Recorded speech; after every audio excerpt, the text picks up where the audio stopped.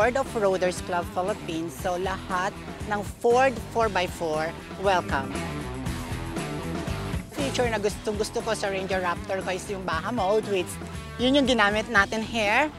And also, na-try ko na yung mud rats. Makita ko ng bundok na ang lalaki ng mga rocks, mga bato. Kinaya niya. Kaya love na love ko yung Ranger Raptor.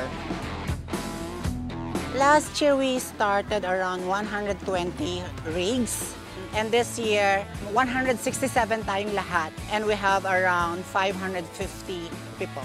Mas exciting ngayon dahil kasama na yung lahat Everest Club, Rangers, then meron pang bagong lumabas na Bronco, then Raptor. Sama-sama yung grupo, parang mas naging solid lahat. Willing naman kami na i-help kayo dito sa pag-off-road namin dito. First time ko actually sumali at napunta sa ganitong lugar.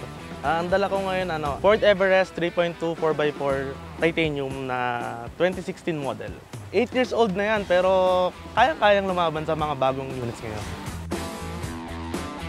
Almost 2 years na rin ako nag-off-road Yung dala ko ngayon, 2024 Next Gen na Everest. Pag ginamit mo siya sa off-road, hindi ka kakabahan kasi talagang laban siya sa off-road Kahit all stock to, pwedeng-pwede talaga i-off-road.